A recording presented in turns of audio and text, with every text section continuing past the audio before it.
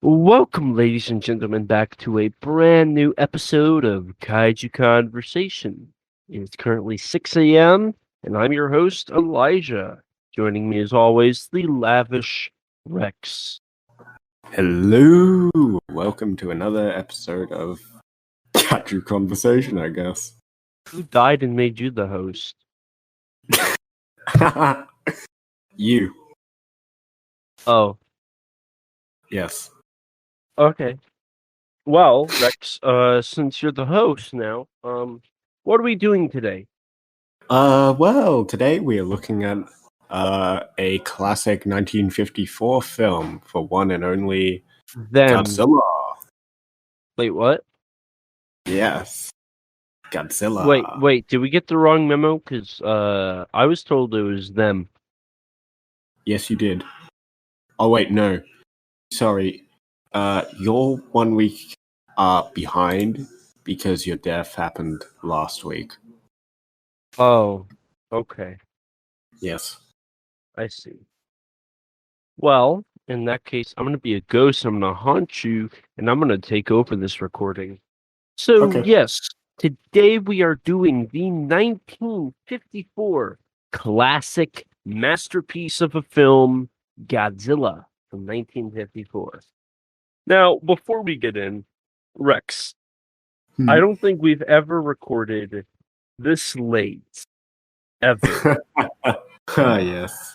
This is an interesting episode because we were going to record this last week, but Some people got sick, and now we got to do it this week.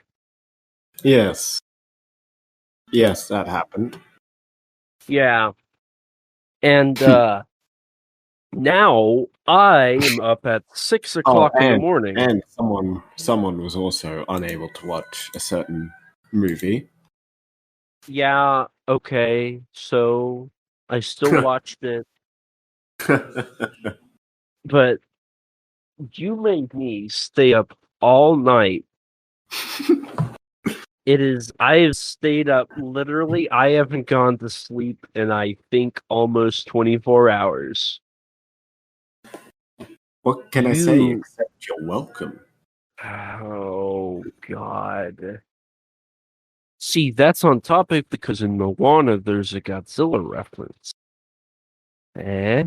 Well, I never saw Moana. Me neither. Nice. I think we should start a Moana podcast. Yes. Of course. Yeah, of course. So, before we get too far off the rails here, because it is very late, how are you doing this fine late night? I'm doing fairly alright. Obviously, I watched a pretty good movie today, shall I say. Yeah, I really like King of the Monsters. I think it's a great film. Which one? A lot of people like to say there's a guy, I think his name is Kyle Chandler in it, but I never remembered seeing him. I remember Raymond Burr. Yeah, and Terry Morse is such a great director. I think he did a great job. I see. Yeah. Man, we are not gonna do good. We are not comedians, and it's very obvious. Well, speak for yourself. I'm just tired. But yes, we are.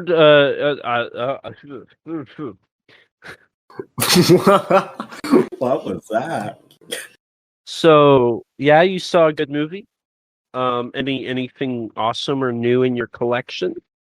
Yeah. I got both PS4 Godzilla games. So Godzilla Versus and what should we call it? City Shrouded in Shadow. I also got the Michael Crichton's The Lost World. Not really kaiju per se, but it's an order that I've had since literally a year ago. Oh, lovely. Yes. Dude, Took a year for it to ship? I pretty much I ordered it from in store, but I ordered it through like I believe a back order from the UK, and then COVID hit. So you wait. What's special about this version? Like, wouldn't it have been Nothing. quicker to just buy it on eBay? It would have been quicker to buy it off Amazon. I have no comment. Let's just say that by the time I got it, the receipt had almost completely faded. So, Lovely. yes. Alrighty. So, have you seen any new movies lately? Any good ones or anything like that? Which I did recently watch this Japanese indie movie called One Cut of the Dead, Yeah. which is sort of well, it's pretty much a comedy, but it's got a bit of horror in the beginning of the movie, and it's honestly quite good. The first 30 minutes is sort of like, how do I put it? The first 30 minutes is what the entire movie revolves around, shall I say. That sounds weird to put it that way, but if you see the film, you'd understand what I mean by that. Mm-hmm. For someone who's not too familiar with the zombie movie genre, I quite enjoy it and would quite recommend it, even though it's not quite expect. Alrighty. Yeah, there's on my master list of tokusatsu to get. I know that's on there. Lust of the Dead, Tokyo Zombie, Zombie Ass. There's quite a few. Oh God, Bodybuilder from Hell, I think is another one. I got a lot of weird stuff. Yeah, like Lost of the Dead, for example. That's a bit weird, wouldn't you say? Yeah, it is. But I mean, hey, Norman England cameos in it. Of course, and you know, if Norman England cameos in it, you know it's got to be good. But I'm. Thank you, Rex, for asking how I'm doing. Really appreciate it. Yeah. You know, I'm doing all right. Honestly, I've gotten so much in lately. I don't know what's new, and I'm not at home, so I can't look at what I got. I know I got some stuff coming. That's going to be pretty awesome. So, that'll be pretty cool. Interesting. Yeah. But anyway, we've been talking now for about 10ish minutes, and people are probably like, get to the monster action already. So, yeah. Unlike the film we are going to be discussing today, we are going to go ahead and get into the monster action. Yes. So, this is actually our first Godzilla film we're discussing. Outside of initial thoughts. Only took us like 20 or so odd episodes. Yeah, well, so 30 looking at our episodes, like we've discussed speculation for Godzilla versus Kong. We've discussed initial thoughts on Godzilla King of the Monsters. We talked about the Heisei Godzilla posters. We discussed the anime trilogy, and then we just discussed a few other things, but we've actually never sat down on one specific film and just talked about it. We're finally doing so. And I might add that King of the Monsters initial reactions episode is very outdated with my thoughts. So it's not so accurate anymore. I see. But anyway, yes, so we are going to be discussing GOJIRA, or Godzilla. So to get things started off here, we're going to discuss this film's history with us. One thing that I aim to do with this podcast is actually share the history other people have had with these films, with what's going on in them and whatnot. So, start us off, Rex. What's the history of this film for you? So, for me, I guess, it was sort of. I didn't see it until a good few years being uh, into being sort of into the Godzilla series. I knew of it. I knew that it was a revered movie, and I had respected characters like Dr. Serizawa, but I guess you could say I didn't really understand why, since I hadn't seen it, of course. But I want to say around 2017-ish, maybe. I saw Godzilla, King of the Monsters, with Raymond Burr, and because that was sort of the time where I was like, hey, I'm sort of back into Godzilla. I might as well watch the original movie. So I watched it, and I really, really enjoyed it. Yeah. And although I have not rewatched it since, from what I do remember of the Raymond Burkhardt, I really enjoy it, and I just sort of understood. Okay, this is why the film's so revered. So, And how then, long has it been since you've seen the Burr cut? it's been a good, I want to say, 2017. That's like 4 years, I think. Oh my god. 3 or 4 years. That's literally King of the Monsters and 54, the films I watch like every other month. Yeah, I didn't see the original Japanese cut of 54 until about a year later, when I actually got it on DVD. Really? Yeah, because that was when I sort of got it's when I was really trying to step up a bit in my physical media collection. When I got Madman's release of the Godzilla Showa Classics Volume 1 and 2. I see. Interesting. Yeah. And I saw that and was like, wow. Just wow. Mm-hmm. This, wow. Just wow. You were that blown Yeah. away?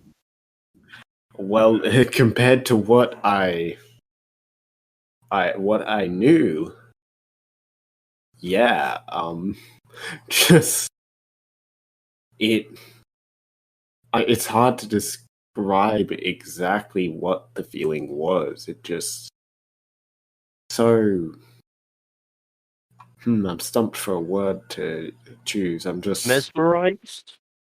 I guess you could say that. I guess you could say something along those words. But yeah, it was just what I remembered of the film. It was like just how, not only in just how dark it was, it's just just the feel of the film, as vague as that is, the feel of the film was just very, very different, very more not surreal, but just there's something really special about 54, and it's very hard to put a finger on what, I'd say, Mm-hmm. at So, least to me. compared to Raymond Burr's, right? Or just like the franchise in general? I'd say to both, honestly, because I don't think there's quite anything like 54 in uh as like a whole of a franchise. The closest we've gotten to something to remakes of sorts are 84 and Shin, but neither of those I personally would consider all that straight of a remake to the advantage of both those films, because I'm one of those people of the opinion that remaking 54 is a death sentence. Yeah, we'll get into that later on because that's actually a point that I want to bring up. So, okay. And where would you put this film? Just Um, approximated. probably third or fourth favorite. I do think it's like I'm. Oh, this is going to be a groundbreaking new opinion, but I do think it's of objectively speaking, filmmaking wise, I do think it's the best made Godzilla film, especially given the context of its creation. Mm-hmm. But it's not the one I find most entertaining. So it's not the one that I'll just casually go back and rewatch. I Yeah. need to sort of be a certain mood for 54. Mm-hmm. Definitely. Although sometimes commentary tracks make it a bit easier. Very true. Very, especially when their name is David, Mm, and their last name is Talent. Callets. Mm-hmm. Yeah,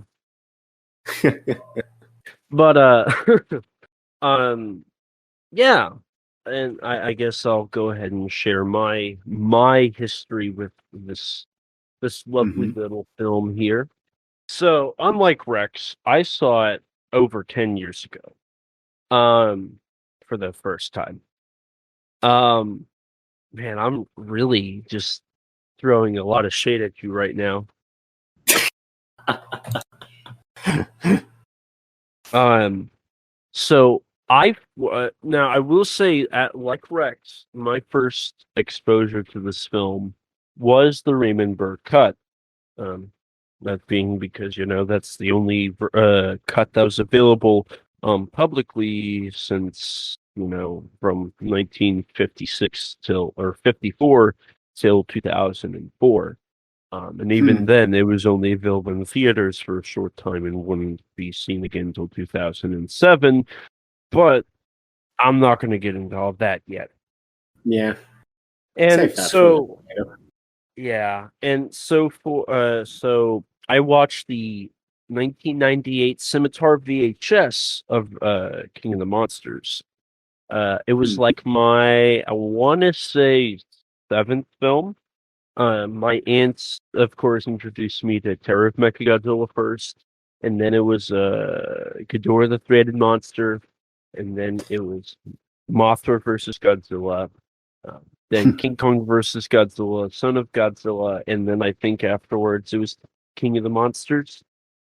Um, Damn, that's pretty good films to be introduced into the series with. Gotta say. yeah, I'm very proud to say if you watch the Showa era, you are perfectly safe. You will like what you see. Ignore the Heisei Millennium, especially the Monsterverse. Um, as my friend Michael over at the Kaiju Weekly podcast likes to mention, the awful film that's King of the Monsters. You know that film, Michael. But yeah, I grew up partially on the film. Um, Now eventually, and remember I was a wee lad. Eventually, I watched the Millennium era, and I believed. Okay, so funny story. I didn't watch them in order, so I didn't know how they were supposed to go canonically. I thought they were all connected. When I saw Godzilla Final Wars, like a few years later, or a year or two, something like that, when I saw Final Wars, uh, and the old man said they made a huge fire, burned everything in existence. I didn't realize they were talking about the A bomb and H bomb. So I thought the first Godzilla movie was Mothra versus Godzilla because there was a fire on Oh. Godzilla's head. So I was like, oh, huge fire. They're burning Godzilla. First Godzilla movie. And eventually, I realized, oh, Godzilla King of the Monsters is the first one. And I never made that mistake ever again. Um, But that I We'll was. see about that now that I know that. But Thank you for giving me that ammunition. Yeah. Mm-hmm. I was a kid. Don't yell at me. I'm also the same guy that thought Grimlock was Mechagodzilla and Mechagodzilla was Grimlock. Okay. But rewinding now. I'm pretty sure Gojira was actually the first Godzilla movie I owned on DVD. Because I had borrowed VHSs of the Showa era. I never actually bought a DVD or anything. And then a good friend of mine gave me a package. And I actually found the letter recently. And it said to Elijah, every Godzilla fan should have this movie in their collection. And it was the Classic Media 2007 double pack with 54 in King of the Monsters. And I still and then the first thing you said was "ew" and threw it away. No. And I still have that copy to this day. It's sitting in a drawer. Now I use my Criterion Collection Blu-ray as my preferred viewing method. But I still hold near and dear that Classic Media set there. It's pretty good. But yeah, I mean, no, I'm not going to make fun of you. I already do that enough for that. But yeah, I'm pretty sure it was the first Godzilla movie I owned on DVD, and for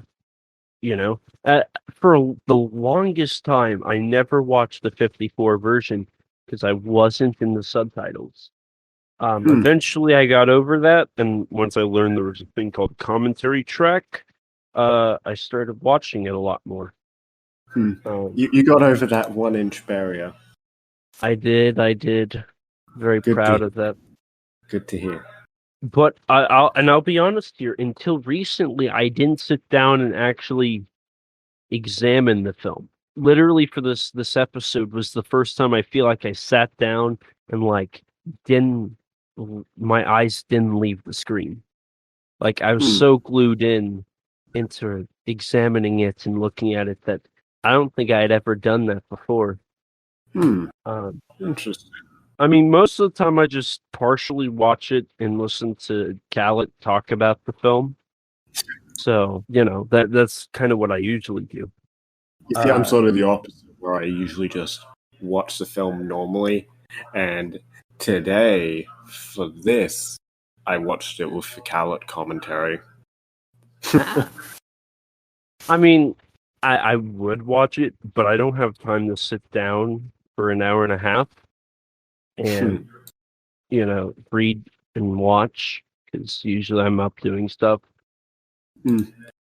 Yeah, that's kind of my propel me as much, but I hold it near and dear to my heart still for what it's done and how much money it's cost me. Yeah, how much money it's costed both of us. Yeah, I'm also the proud owner of 17 copies of 54/56. So, I have no shame whatsoever. You do, you're just hiding it. So, moving on. Time to really discuss the film now that we're done sharing our personal thoughts and opinions of the film. So, I guess, do you want to discuss the film, or do you? Let's go ahead and just discuss it, and then we'll review it later. Okay. So, you said this was really the first time you saw it with commentary? No. I have seen it. I have listened to the Khaled commentary once before, but I just sort of I didn't really pay as much attention to it. I don't think. Like I still paid attention to a good majority of it, but the there were a lot of points where I sort of just phased out. It's kind of tired, you know how it is, I guess. I'm sure you know how it is now. Yeah, I just looked behind me and the sun is rising. Nice. Very nice. Yeah. All right. So let me ask you this. Mm. Does the film hold up to special effects wise till today? Honestly, I would say yes. See, I partially agree, but after tonight's viewing, I'm gonna get a lot of flack. I'm actually trying to be a negative towards the film. Uh, Hmm. I do feel like some of it doesn't hold up as good. Sure, I don't think you're necessarily wrong in saying that. I like it's undeniable that the film, just by being as old as it is, it's not. It's and just how rudimentary a lot of the production of the film was.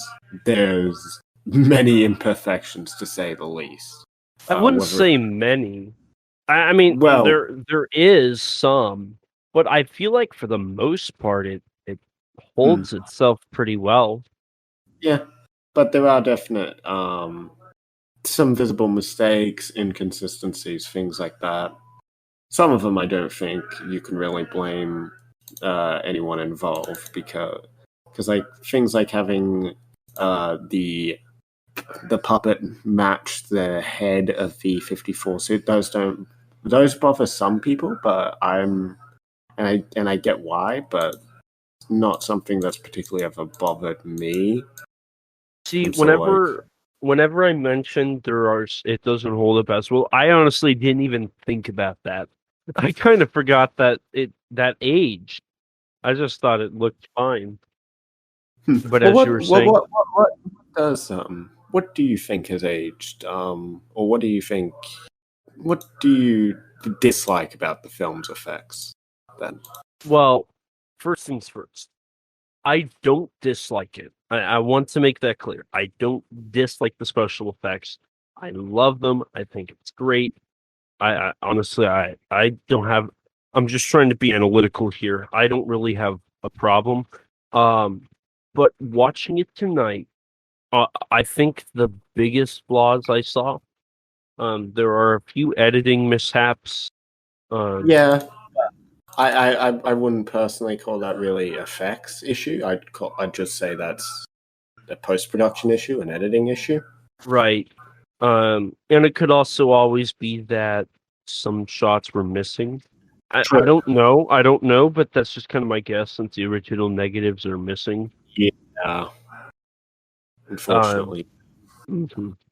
Um, but there is a shot with the tail where and it's whenever Godzilla destroys the Is it the building. stop motion? No, Oh, no. It's where Godzilla destroys the building where it was like the main headquarters for them to figure stuff out. And as everybody runs out, the building collapses, and then it cuts to a shot of inside the building where it's destroyed, and there's windows, and outside the windows, Godzilla's tail is there. It's very stiff, however, and at the whenever it moves to the second window, you can clearly tell there's a very thick wire just holding it in place to make it move. And I think it's one of the more lackluster shots in the film. While I love the idea, I feel like that could have been perfected more, hmm, um, even for its time. sure. But outside of that, I David Khaled pointed this out. I don't have an issue. And honestly, I'm just being nitpicky because it's really that one shot, Hmm, and some buildings crumbling. hmm. Um, but whenever the jet fighters are shooting at Godzilla, obviously the missiles look like they're on strings, and then whenever it's the wide angle shot, which is beautiful, I might add, uh, the little balls hit the end of the set and fall into the water. But I think that makes a cool effect.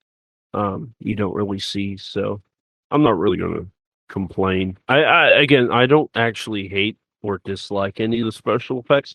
I just noted there's some aspects that are, not up to par I see. as much as they could be. I see. Well, on the thing of on the topic of special effects, I guess I'm gonna actually praise this film for its optical effects and compositing, because honestly, a lot of it is quite seamless. Yes. Compositing. I watched the on the Criterion DVD. They've got the Koichi Kawakita introduction with the featurette of Godzilla's photographic effects, which showcase the before and afters of the matte paintings and whatnot. Huh. And oh my god, I didn't realize how much matting there was in the film. Like it's almost seamless. Like it's so freaky. I'll have to show you the special feature. It's only 9 minutes long. But I was shocked. Honestly, like watching it, my jaw was on the floor. I was so surprised.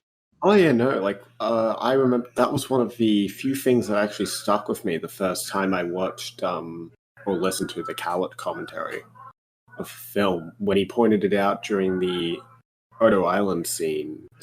I was like just stunned. I mean, sure, the footsteps I figured were matte paintings, but a lot of the other shots never would have thought of it. Never would have thought they were effects shots. Yeah, and that's the part that blew me away. Well, the Odo Island stuff I could tell partially, but some scenes, yeah, or some shots, yeah.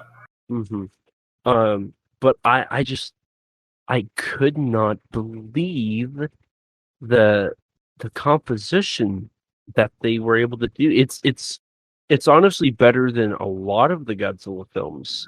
And to be fair, I do think that's probably just an advantage of the film being black and white, possibly. And that's another point I want to get into later on. But yeah, it's just the composition, the mats, all of that are just beautifully executed. I know they also used a I don't remember the exact details of it, but they used some sort of, I want to say it's called like a double exposure technique that Cowett referenced, where they would just more or less shoot the scenes months apart with on the same film cell, and if literally anything went wrong, the shots would have to be scrapped. Correct. Which is also why the film, at least on the Criterion restoration, looks a little worse than your typical remastered film that is until the 4K. Because of that filming technique, they had to handle the actual cells a lot more, and thus it got dirty and it got scratched up, and it aged a lot quicker than other films of that time did. Also didn't help what it was filmed on wasn't the greatest of stuff. But yeah, and that's the part where the stuff you just mentioned about the filming technique, that was really surprising to me. It's so amazing that they filmed, like, let's say they filmed a shot of people running away, and then 6 months later they film Haruo Nakajima walking through a city, and it fits seamlessly. That's the fact they were able to do that just blows me away. Yeah, and it's like nowadays compositing is just something where it's like where we sort of just think of it as sort of just a part of the process, something that's pretty pretty normal, pretty simple, pretty straight to the point. Like you just shoot actors on a green screen with good lighting, yada yada yada. And even though there is more to it than how I just explained it, even still, the point I'm making is simply that back then this isn't just something that you could rely on. This is something that you had to use sparingly and wisely. And I think that makes it all the more impressive when it's used in this film. Mm-hmm. Oh, yeah. A lot of the stuff in this film, I think, is really impressive. Like I said, the matte paintings to the composition, to the, all of that. It's really surprising what they were able to do. Yeah. And the suit looks amazing. In the film, I honestly, I forgot how quickly it moved. It actually wasn't as slow as I remembered. Yeah. It's kind of funny how it does move. I don't want to say quickly, but when you picture the 54 suit, you don't think of it as like the running Godzilla of like the 60s, 70s, where he'd be able to run a fairly decent distance pretty easily. You sort of just think of stiff movements of the 54 suit. Not that they're necessarily a bad thing. I think they're kind of to the movie's own advantage, the stiffness of the suit. Definitely. But Or yeah, I should it's just the two suits. true. Well, technically, there was three Really? because you had the one that was, of course, you had the half suit on both sides. You had the full suit, and there was another one that I think they used for some filming, but they ended up scrapping it. Um, I could be wrong, but I seem to remember there being a third suit that they used that never actually ended up in the final product. Might be the one that you often see in promo images. It wasn't that one. It was more like a stiffer, more upright version of the suit we all know and love. I'll have to send you an image of it. But yeah, and the suit, I think, especially considering for its time, this was the first time they had ever done something like that. Yeah, I mean, the only American film to have done it before was Creature from the Black Lagoon, a mere matter of months earlier. Correct. But even then, that was a skin tight, essentially, suit. That wasn't. It was similar, but it wasn't nearly the same. Very different ballparks. Yeah, definitely. But yeah, the suit, I think, really shines in the film. And part of that, I think, is also due to it being in black and white, which we'll get into here a little later on.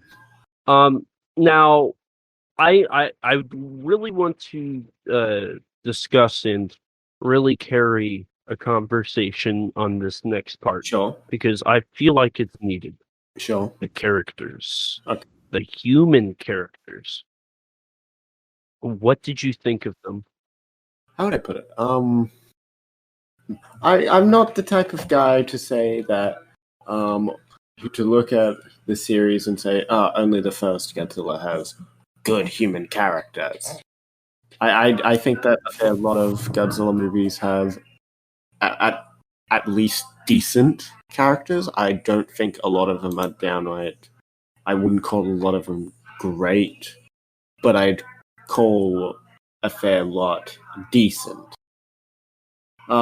This film's sort of this film's, of course, renowned for being on the higher end of the spectrum with characters like Dr. Serizawa and Yamane. I think that the weaker aspect of the film is Ogata and Emiko, to be completely honest. Really? Yeah. Why is that?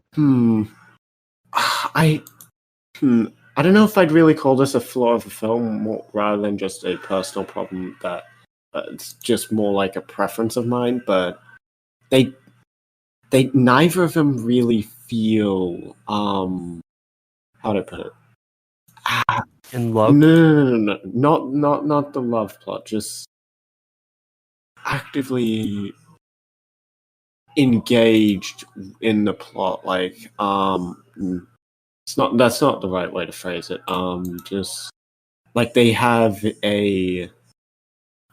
their actions have a legitimate effect on the plot. Although Emiko's and Ogata's do have a very clear effect on Serizawa near the end.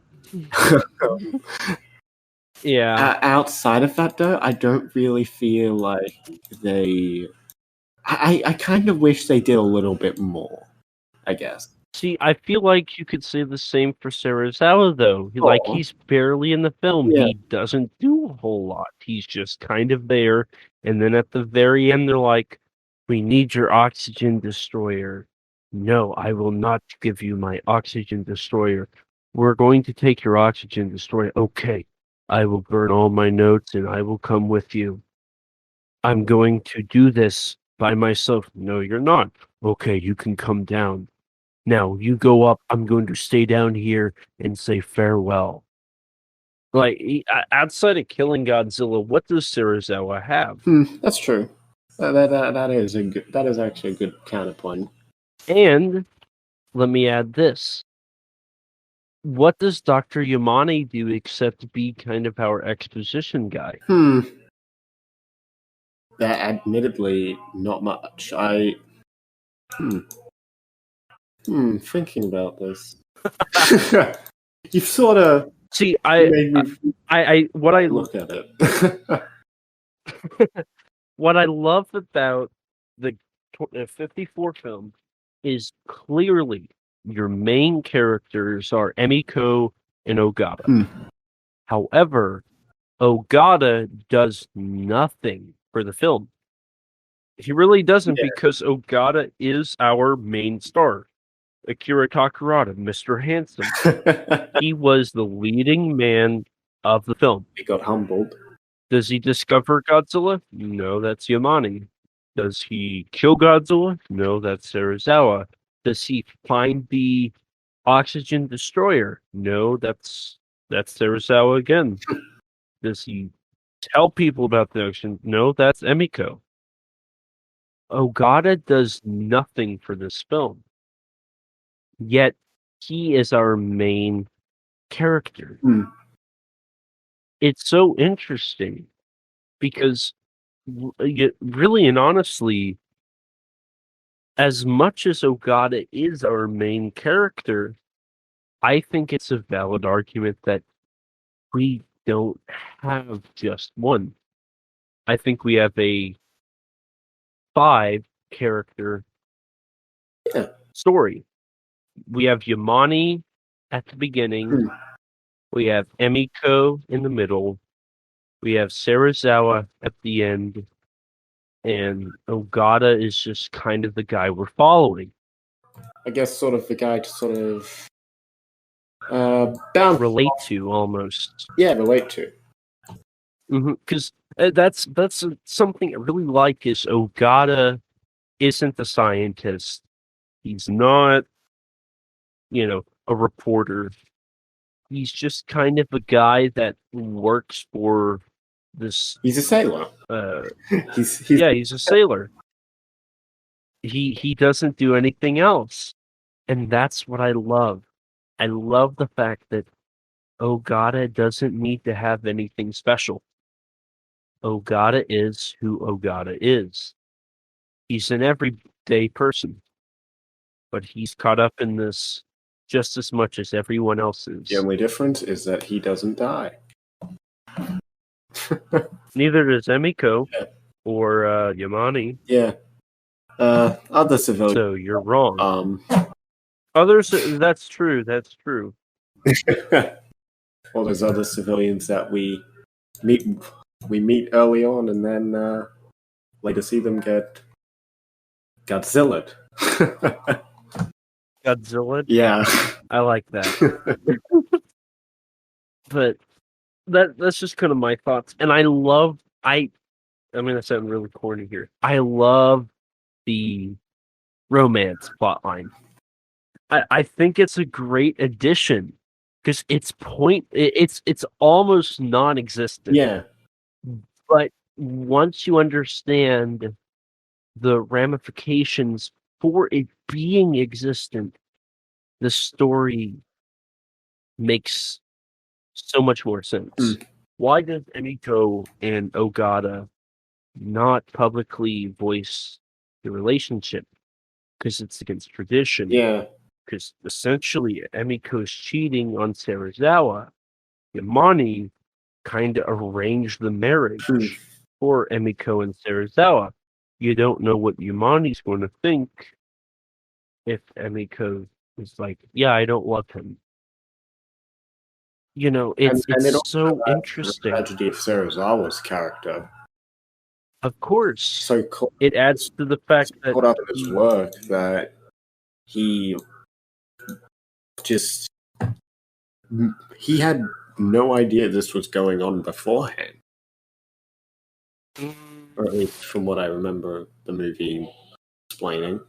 So at the end, Serizawa says, I wish you two happiness. So I think Serizawa knew the entire time.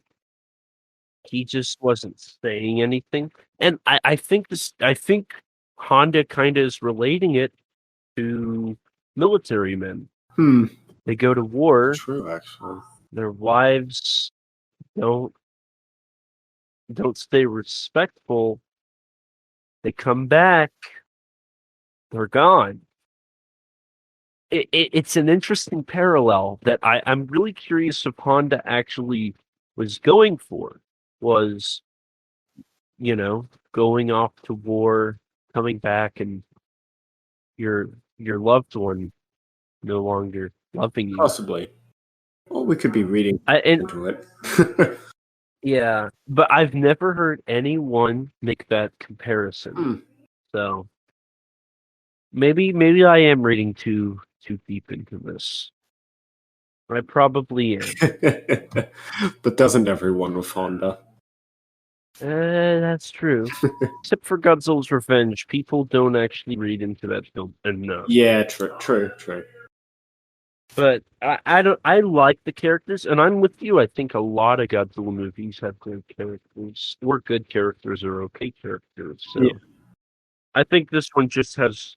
I think it stands out because of the love story, and on top of that, Ogata being our main character, yet not actually doing anything. It's a very interesting dynamic, and I'm so happy that they dealt with and actually did. We sort of brought him up in passing, but I think we should also at least give a little bit of a mention to Takashi Shimura as Dr. Kyoe Yamane. That's true. He in the later act of the story, he doesn't really do too much, but I don't know how to describe it. He has this. What's the word I'm looking for? He has a presence on screen. Yeah.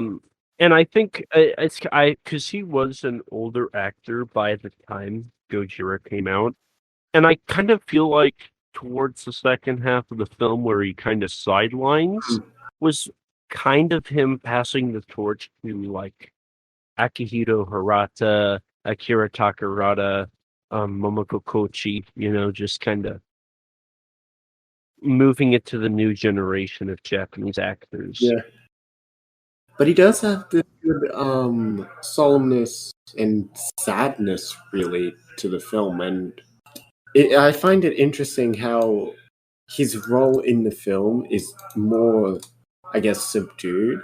to the original, Mhm. some of the original ideas that Shigeru Kayama had for his character, like how he was going to try to actually stop the Japanese military using the electricity against Godzilla, and sort of a clash with Emiko in that sequence. Yeah, and honestly, I'm happy they didn't go with that kind of more typical mad scientist. Yeah, I mean that's mainly because of Honda's own. I think it's a bit. I see it sort of as a bit of a more mature way to take his character, I guess. I don't know if mature's the right term. It goes against the cliche. Yeah. And I think that's what makes it beneficial because I know David Khaled compared it to The Thing from Another World, Yeah. but really any 50s sci-fi radiation, film, there's always that one scientist. He's like, "Oh, don't kill it, keep it. We must preserve it." Mwahahaha. And it got really monotone very quickly. Yeah. And Yamane really stands out because he isn't that mad scientist character. He tries to. He is different, and I think it's also because Shimura doesn't strike me as a mad scientist. Yeah. Like even in the Kurosawa films I've seen him in, he's very laid. He brings a sense of respectability. His presence on screen, you feel as he is a very respectable human being. Yeah. And I really like that. I really want to see Ikaru because yeah. because I've heard that's a great film, and Shimura is the star of that. Yeah, I had an opportunity to watch it, and I regret not watching it when I had that. I might pick up that Criterion. I might do that because I do need to see that one. I need to pick up a few Criterions. Me too. Not that damn Showa era films collection. Not gonna get into that, but damn that thing for scratching my disc or getting glue. Damn it. But I digress. But yeah, it's just the character aspects I think are really awesome. And I'm just gonna go ahead and make this stance now. The human characters do matter in Godzilla movies. No matter what you say, the human characters are a must-have for all of your Godzilla films. And I will say with dignity, the more human character scenes you have, the better the film is. You just have to do it right. You can't Michael Dougherty it and give us a bunch of lackluster subpar characters that make really awful jokes. I mean, to be fair to King of the Monsters, I thought it was better than Godzilla vs. Mechagodzilla 2. And a few other. Great compliment. Just amazing. Yes, that is perfect. That's exactly what they should get. Yeah. So I guess we should go ahead and move on to the topic that we might discuss for a little bit. So last year, so in 2020, Toho released during Godzilla Day a trailer of the colorized. It was a colorized trailer of 54. Now, this isn't the first time we've seen a colorized version. There was some colorized footage in some of the ads for Godzilla vs. Destroya. There was also Godzilla and Godzilla. The unmade Toho colorization that from the same year as Godzilla. Correct. Now, I want to discuss this because I think this is a great discussion point. Hmm. Should they or should they not colorize Gojira? Personally, if you ask me, though I wouldn't say I have as solid of an argument as I imagine you have, given I've heard you discuss this before, I would say no, I don't. I am not for Gojira being colorized. I think as a sort of a thought experiment or like a technology experiment, it's sort of, oh, cool, we can do this. But as a legitimate project, I don't think I don't find it as respectful to the film, to Honda, to Tsuburaya, etc., or Tanaka. Mm-hmm. Okay, do you want one me? quick point I want to make that's sort of unrelated to this, but I don't think that Tanaka gets enough credit for his influence. His role? I agree, 100%. Because to my understanding, he's more or less the one who basically pioneered the idea. Yeah, I mean, he was the one who started it. I mean, his crew got denied the visas to do the co-production with Indonesia. What's it called? Shadow in the... God damn it. I memorized it before, but I don't remember it now. Shadow in the Shadow of Glory, sorry. That's it. Yeah, and on the way back, Honda was trying to figure out what to put in that empty spot for a film. And in a story lo and behold, that would that Gamera would have a very similar story to of its crew. Yeah. Interesting. So next time I get on a plane, I'm gonna probably think of the next giant monster idea. Just hope you're more of a GOJIRA rather than a Gamera. True. Which actually, do you think it's because you're looking down on the world? You're at a higher height in looking down. I don't know. Maybe, but that'd be an interesting theory. I don't do enough flying to really have much of an opinion on that.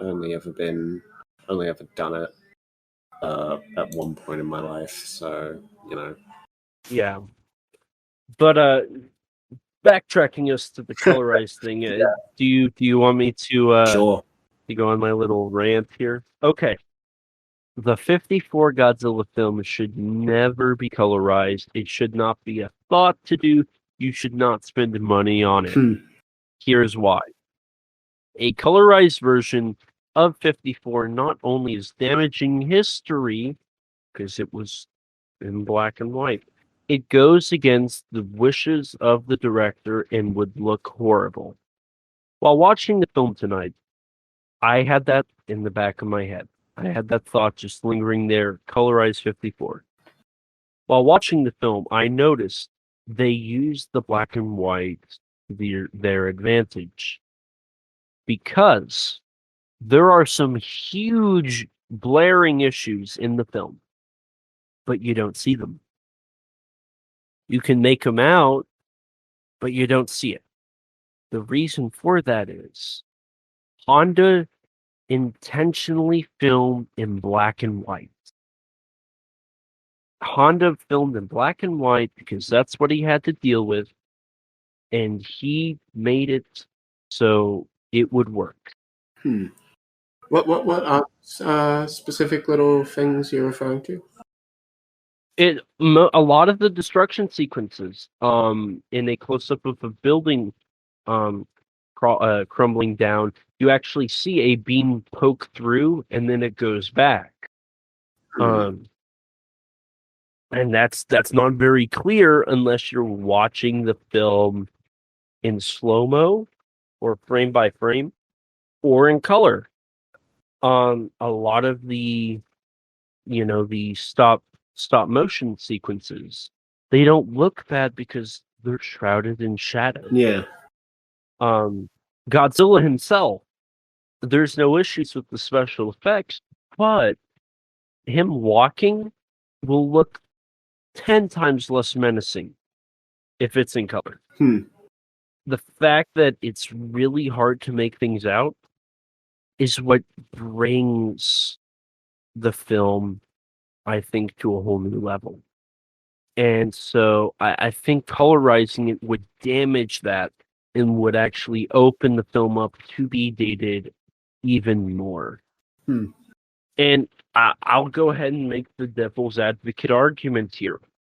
People don't watch black and white movies. Therefore, if we want 54 to stay relevant, they should colorize it. Rex, what if somebody rebutted with that? What would you what's your thoughts on that? Well, to be honest, to sort of go with the look of the film, I think that visually a colorization would not work because of the lighting of the film. Right, Specifically a lot of the contrast. But okay, so I'm going to play devil's advocate here as much as it's going to hurt. The film is in black and white, and people don't want to watch black and white movies. They're boring. They're not interesting. What would I say to that? It hurt me to say that. Just for the record, that hurt. It's hard to get someone out of that mindset because when they're in that mindset, they're generally not looking to be open to a different idea.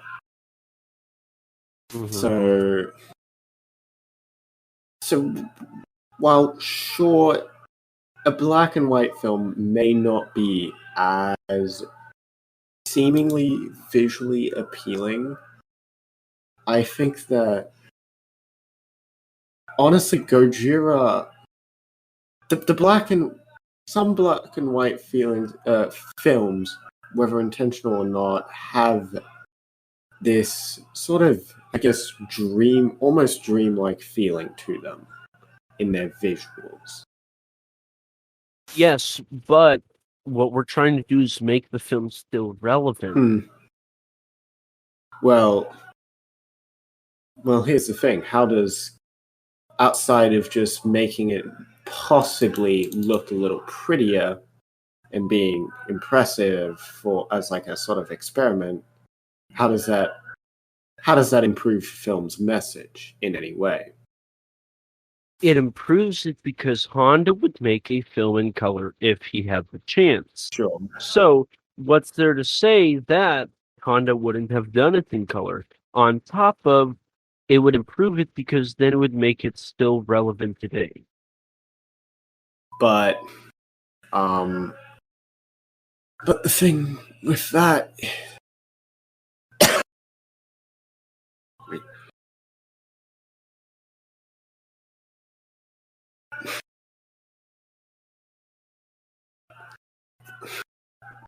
the thing with that point is just it. What am I fucking trying to say?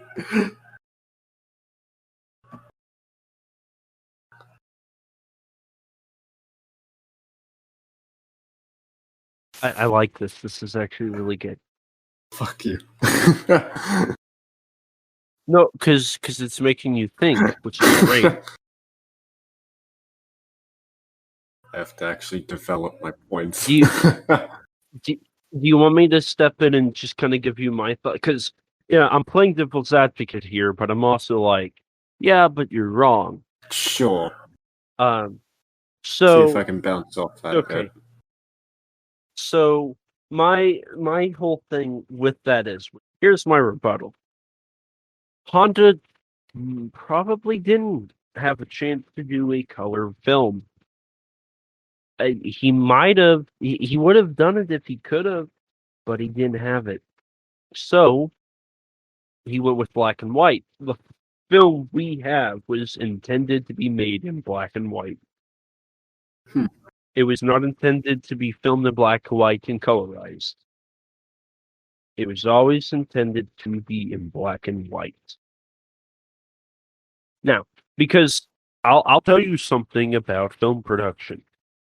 before you go shoot a movie, you need to sit down and create a shot list with everything. And when you create a shot list, you put down what the camera lens, where the angle's at, the colors, the lighting, that's all written down. So Honda already planned this film to be black and white before filming. So the argument of Honda would have made a color film, true, but the film he made was not intended to be in color. So there's my argument there. On top of Seven Samurai. Seven Samurai was also a big budget film of that year. There's no conversation about colorizing that. I think there'd be a bit of controversy if there was any. Oh yeah. And then the next reason is I think it's still relevant. 54 also it's a message of its time. But 54 still definitely has some stuff that is very relevant. You know, the threat of nuclear weapons. I mean, even while yeah, what was that? Honda's idea of scientists needing to not only have good intentions with their work, but having the responsibility with their work. Yeah, I think that's something though we of course have ethical discussions and ethics codes within the world of science, it's something that not a lot of people really. It's just generally when people discuss the science of things, not a lot of people talk about, is this ethical? Or at least not enough people, I'd say. Right, and actually going back to the characters a bit, that's another thing I like about Yamane and all the characters is we get to see a well-rounded discussion almost. Should they kill Godzilla? Should they study him? You know, and I think that's a great narrative that they don't really bring up anymore in Godzilla films. It's always kill, kill, kill. They never really touch upon that other opinion. I mean, or when they do, it's with subpar characters. That's true. Like a certain recent movie. That's very true. But yeah, it's just I feel like the relevance argument doesn't hold up because it's still relevant. And again, I mean, look at outside of maybe boosting the film's popularity, I don't really see how colorizing the film makes its message any more potent, any more reverent than it already is. It's right, not like 54 was even subtle about its message. It's very, very clear what it's about. And if you can't understand it at all, then the ending more or less spells it out for you. And another thing is, the film is heavily based on real events. Lucky Dragon number 5. Yeah. And I don't know about you, but I never hear anybody talk about Lucky Dragon number 5. So, by that definition, it's already irrelevant. Like, the film is heavily based on that. The first act of the film is 100%. The opening scene is more or less a recreation of it. I mean, even descriptions of a radio operator dying. Absolutely. The opening to the film, that first act, is heavily inspired by the Lucky Dragon number 5. And I'm very tired that the movie that in having that opening scene, it does not make clear what happened to it. Like, sure, in retrospect, we know it's a monster movie, but let's just say this just happened to be on a TV or something, or you just accidentally walked into the wrong movie theater. You wouldn't know what you wouldn't really know what's going on. It's a great hook to the movie. Exactly. And I think this is where I think we're going to start fading into the review part. But yeah, I agree with that. When watching the film, I kind of noticed this. It's very sudden and it's very fast paced. Yeah. I don't remember. I think it might have been Martin Scorsese, but I don't remember. But somebody said if you cannot grab the attention of your audience within the first 3 minutes of your film, you have failed. And Honda fulfills that 3 minutes in a matter of seconds. And I think that is what's so amazing about the film is Honda does not take a second. Honda jumps right on the ball and drags you in and makes you curious. What is happening? Yeah. Why is there giant or bright flashes of light in the ocean burning these boats? And, Ifukube's score. We haven't even talked about Ifukube yet. But Ifukube's score is just amazing in this film. Oh, yeah. And it really helps you. It honestly comes as no surprise that a lot of people do credit it as his best score. And I think even he himself may have said that he believes it was his best film score, the best film score he did in his entire career. I don't agree with that, but I can respect the man. Given as well that when he was composing the film, he didn't really get to see. He didn't see the special effects sequences. His rough cut of the film had all of Honda's scenes, but Tsuburaya's scenes were just blank, and he just had to rely on what Tsuburaya was trying to explain. Acted. Yeah, literally in the film, whenever they were showing him the film, Tsuburaya would get up and act the scenes out. That I wish there was a camera on that because that would have been hilarious. That's such a missed opportunity. But yeah, it's just everything about that opening really hammers home what the film is about. Yeah. And especially when you consider that happened in March of 54 and the film came out in November. Yeah, just how recent and really relevant it was at the time. That made headlines. The first human being to die from the A-bomb was a Japanese. Yeah, wasn't it the radio and the operator first person himself? Yeah, so that's the H-bomb. But the first human being recorded to die from the A-bomb was Japanese. And then the first human being to die from the H-bomb, again, was Japanese. Yeah. That made headlines. There was controversy. There was the Japanese families actually made the U.S. government pay them $2 million. Some people do consider it pretty much the third bombing of Japan. Sort of an unofficial one.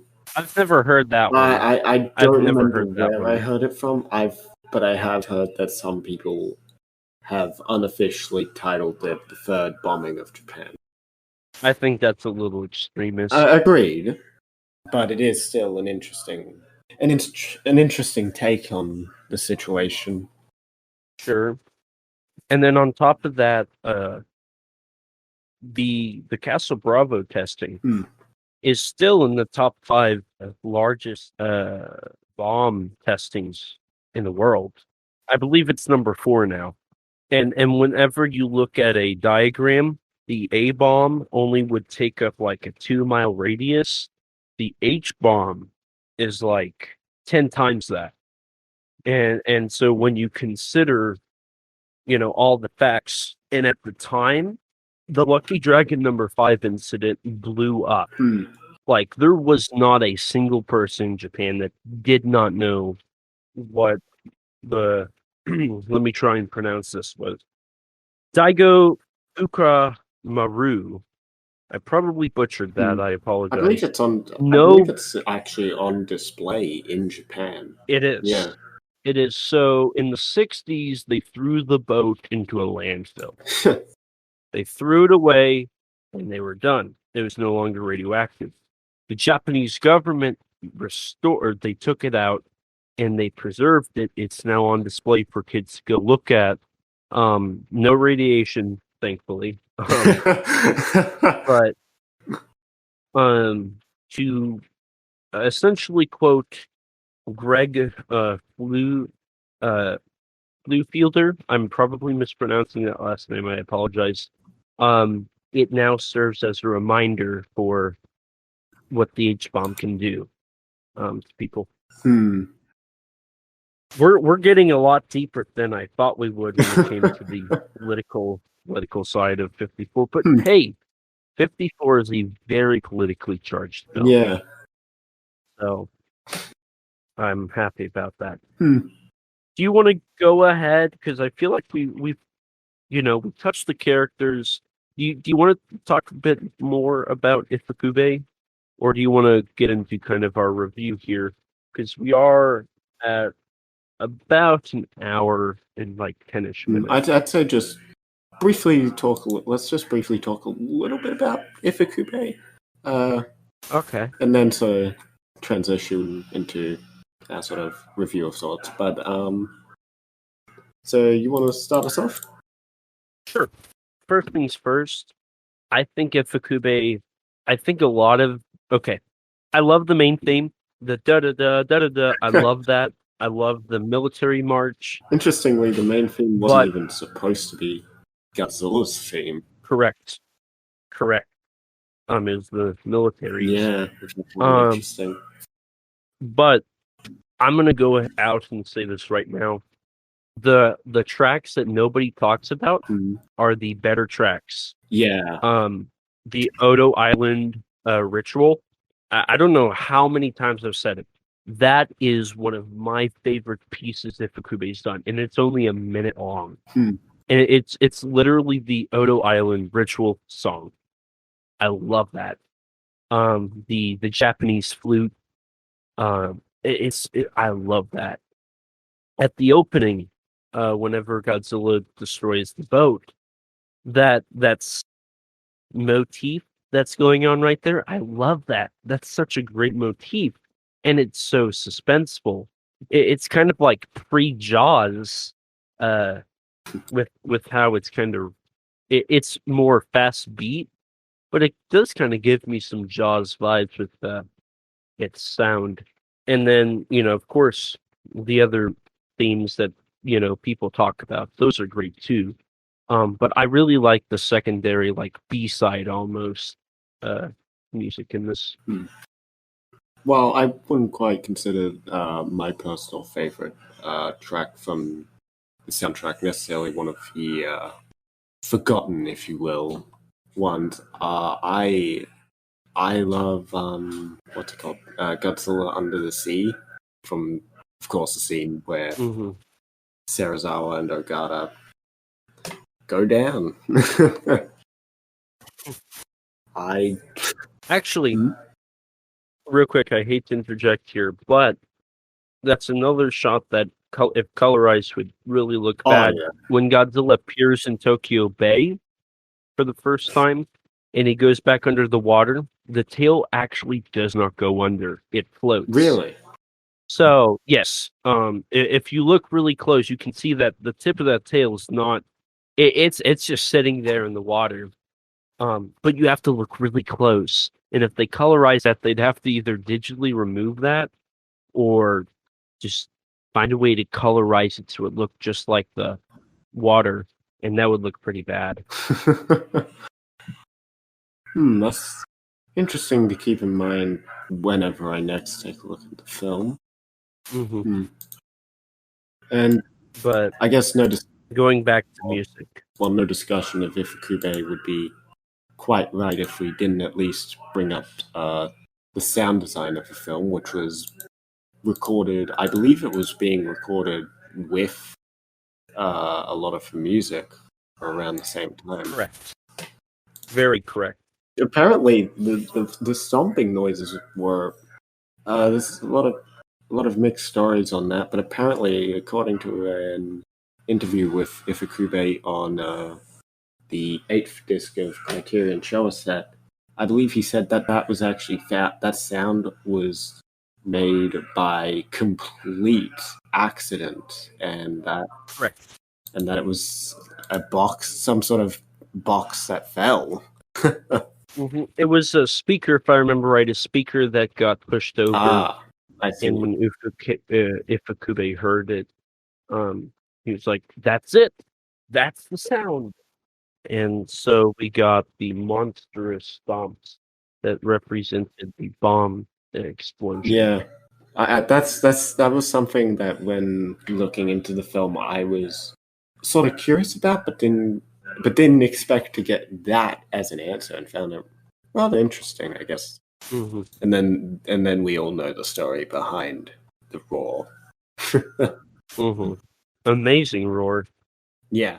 But yeah, everybody in this, Kayama with his script, Honda with his directing, his co-writing, Tsuburaya special effects, all great.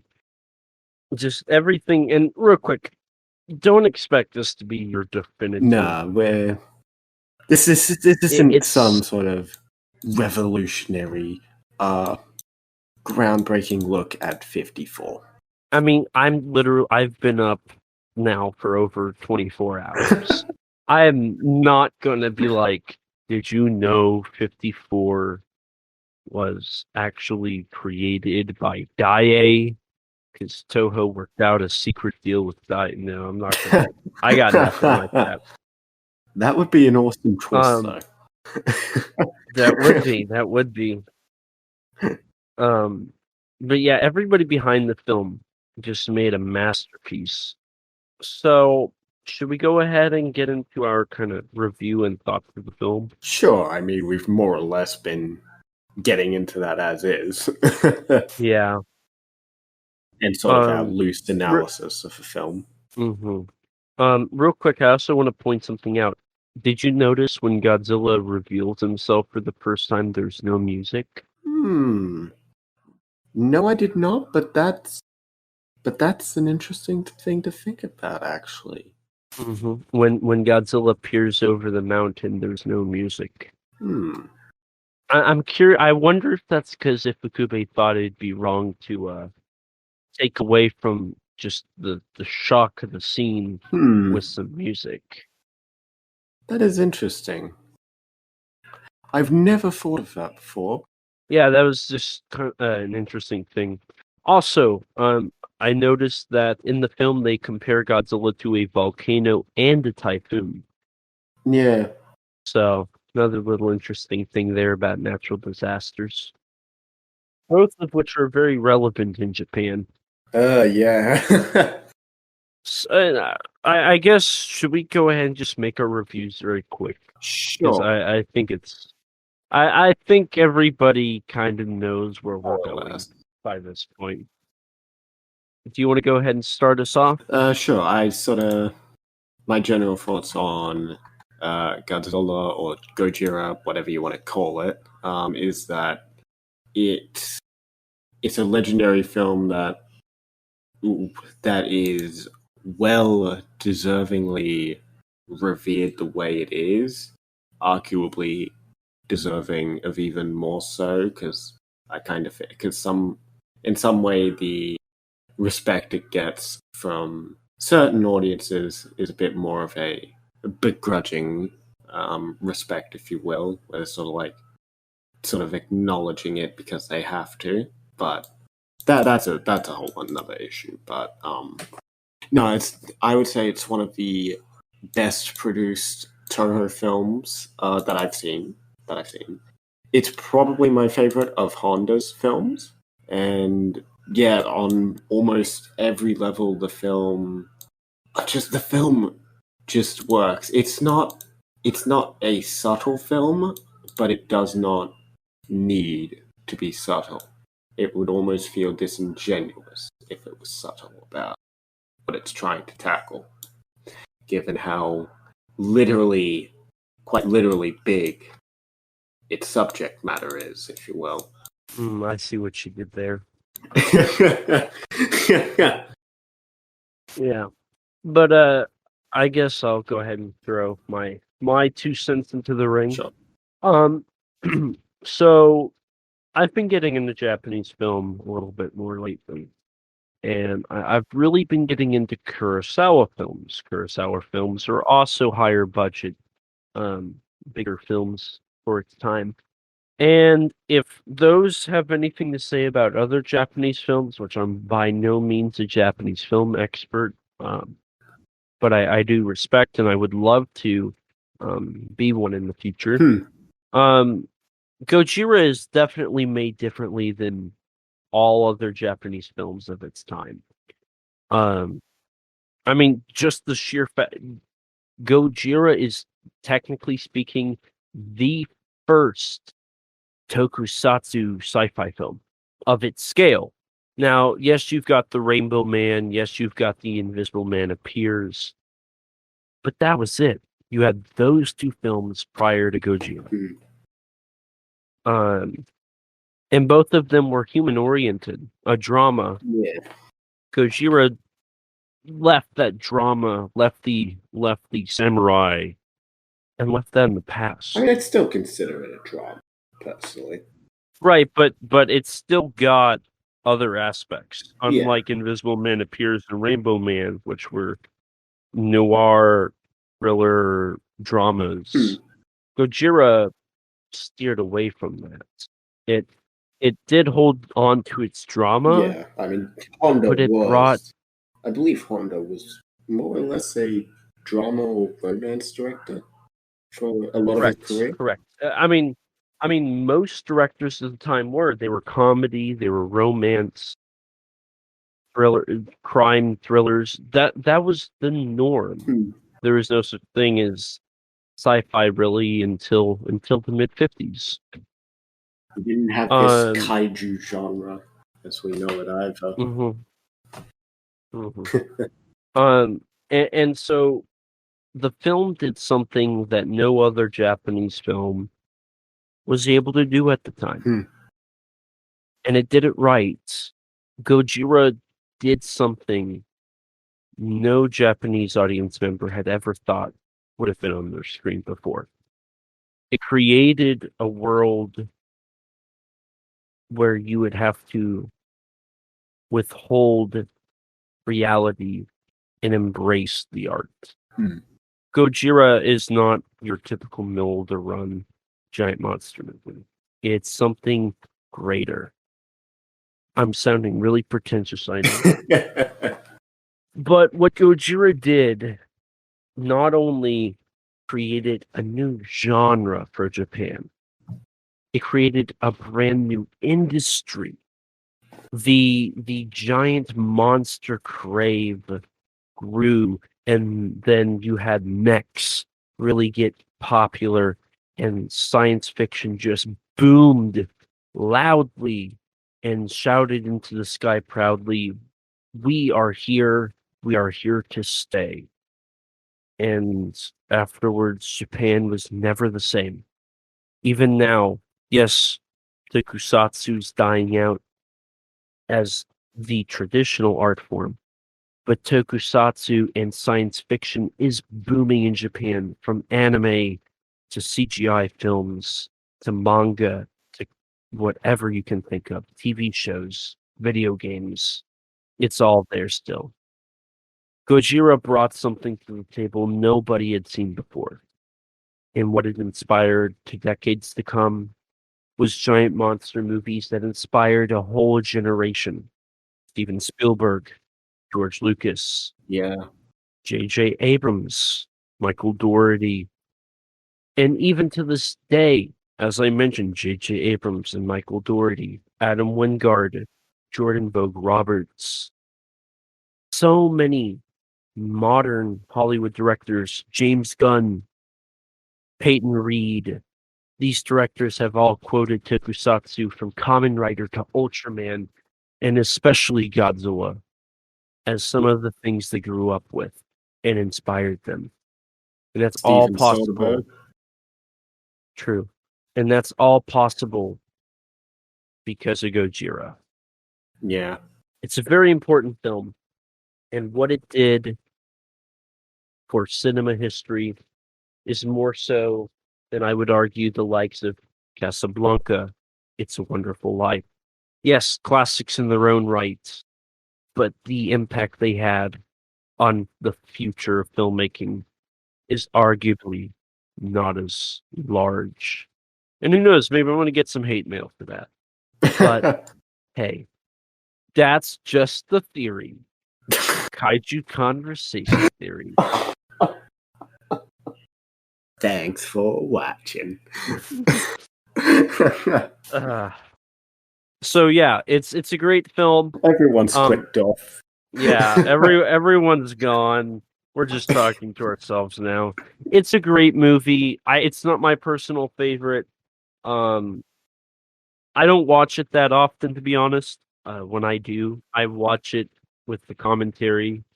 But it's a great film, and I can't wait to talk about its American adaptation.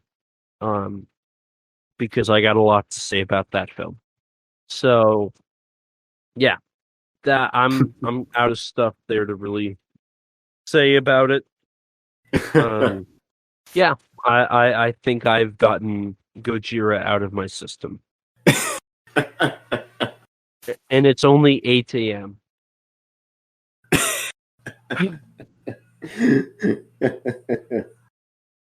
Yeah, no.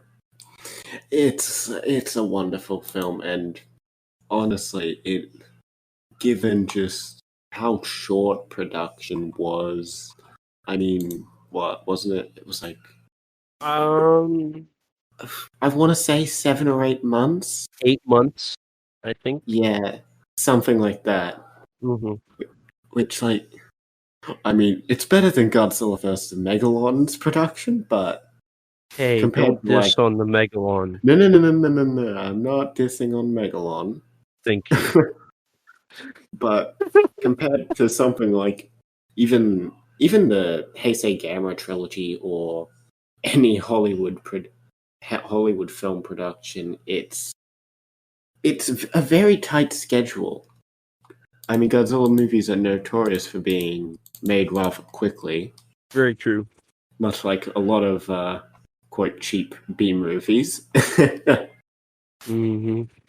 But for how short production was, for the fact that this film had to replace what was supposed to be Toho's flagship production of the year, the fact that it Well, Seven Samurai was.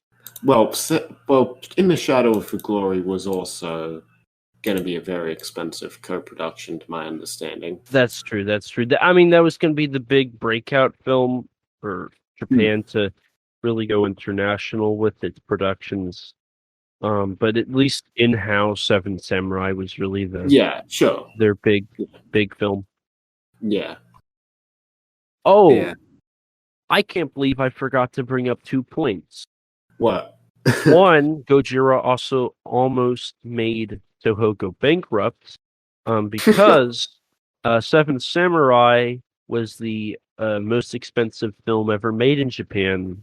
And then a few months later, here comes Godzilla, the next and the most expensive film made in Japan. Both films basically made Toho bankrupt, and if they had not been blockbusters, Toho would have gone out of business right then and there. Oh, what an interesting alternate reality we have there. And here's another interesting alternate reality. Alternate reality where Ishiro Honda's family took the rights to the original 1954 Godzilla film. Like 10 years ago, the Honda family actually tried to go after Toho for royalties for 54, because Kurosawa's family did the same, and since Kurosawa was so heavy into the film productions, yes, he was able to win over royalties. So every Kurosawa thing has royalties attached to it for the family. The Honda family did the same. They tried at least. Toho only wanted the merchandise rights, and they were fine with that. However, to my knowledge, the legal dispute ended up with the court ruling that Honda's family did not, in fact, get any royalties from it because Honda was a company man and it wasn't his product. It was the product of people like Tanaka, technically speaking. Yeah.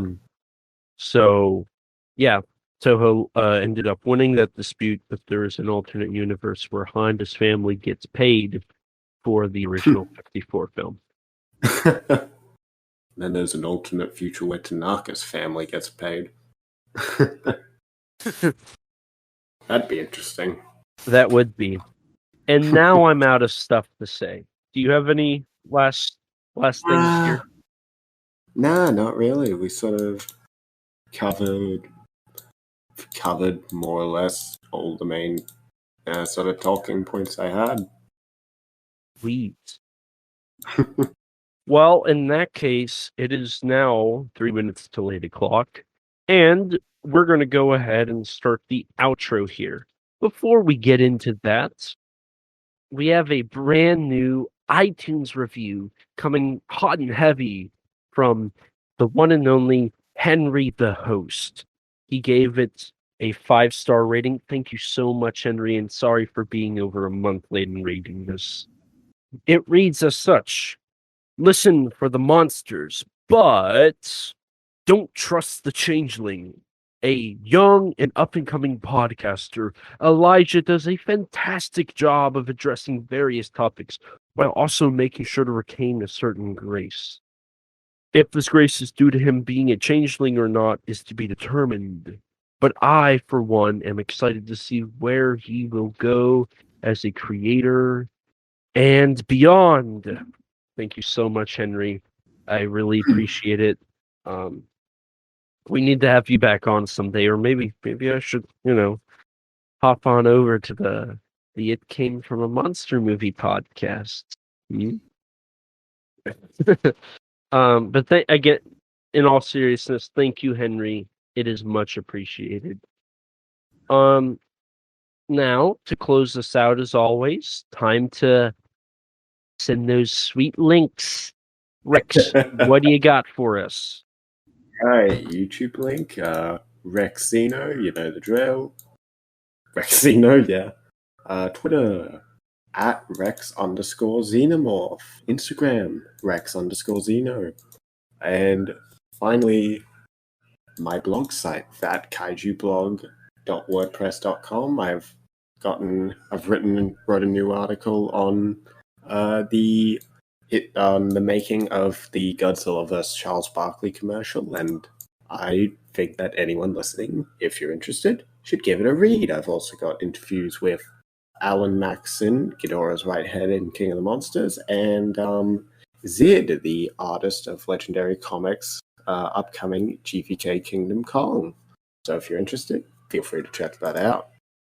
Sweet. And all of this can be found in the description below. So, hi, my name's Elijah. I am a guy that just hops on here and talks. More so than anybody else, I think I own this thing. I think I host it.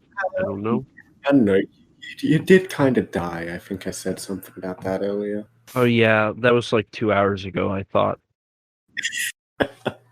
I could be wrong. But you can... That. Yeah, you can find me on YouTube at ET13 Productions. You can find me on Twitter at ET13 Productions or at eThomas1975. Either or. If you want more kaiju stuff, you definitely want to hit follow on that ET13 Productions one. I'm also on Instagram at ET13 Productions, so definitely check those out. And moving on to the lovely podcast links, don't forget us to rate us on iTunes, just like Henry the host did. It boosts our ratings and helps us get recommended to more people just like you. If you don't have an Apple device, which I don't blame you, I don't, you can tweet us and follow us on Twitter at KAIJU_CONVERS. If you don't have that either, you can like us on Facebook, or follow us on Instagram and contact us that way. If you're like me before podcasting and just using us as background noise, you don't have any social media, you can email us at kaijuconversation@gmail.com. All lowercase, all one word, you know the drill. And as always, we'll read your reviews just like Henry's on air for everyone to hear. Please 5 stars. That would be awesome. If you'd like to chat with me or Rex one-on-one, you can, and hear our opinions on stuff, you can join our Discord server. There's a lot of people in here. There's a lot of discourse, and you can meet people just like you. Don't forget to subscribe to our YouTube channel and hit that bell so you can be notified anytime we upload there. We got a mini series that's going to start up called Toku Phantom Tales, where I bring somebody in from our Discord server and I just interview them for 30 minutes and learn about who they are and why they love Tokusatsu. A huge thanks to our editor Rex for editing these episodes. This is going to be a long one. My timer says we've been recording for at least probably 2 hours, so that's going to be a lot of fun. And everybody, thank you so much for listening. I truly appreciate it. Rex appreciates it. It's so much fun. Thank you so very much. And with this, we will leave you once more. But please, just remember, life's too short to not talk big. Bye, guys.